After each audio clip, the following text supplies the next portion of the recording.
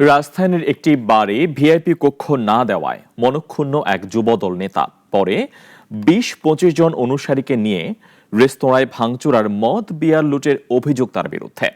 রেস্তোরাঁয় থাকা দুই নারীকে হেনস্থার দৃশ্য দেখা যায় সিসিটিভি ফুটেজে। এ ঘটনায় মামলা হলেও এখনো গ্রেফতার হয়নি কোনো আসামি। ভয়, আতঙ্ক আর চিৎকার, ঠিক এমনই এক নৃশংস দৃশ্য ধরা পড়ে ক্যামেরার ফ্রেমে।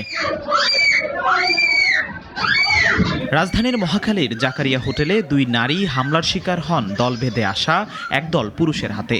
ভিডিওতে দেখা যায় শাড়ি পরা এক নারী হোটেলের সিঁড়ি দিয়ে দৌড়ে নিচে নামছেন। এ সময় তার পথ আটকে মারধর করেন একজন।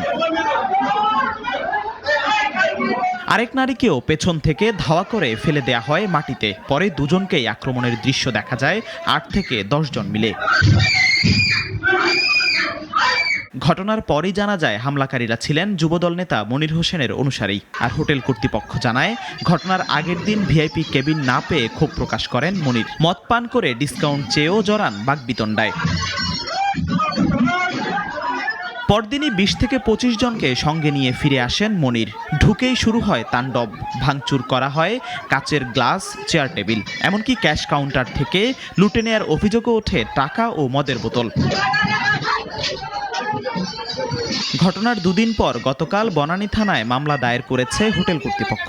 উল্লেখ করা হয় মনির সহ ৫ জনের নাম। তবে ঘটনার ৩ দিন পরেও এখনো গ্রেফতার হয়নি কেউ। ভিডিও ছড়িয়ে পড়ার পর থেকেই সামাজিক যোগাযোগ মাধ্যমে শুরু হয় তোলপাড়। এদিকে মনির হোসেনকে বহিষ্কার করেছে জাতীয়তাবাদী যুবদল। জিহাদুল ইসলাম, নাগরিক, ঢাকা।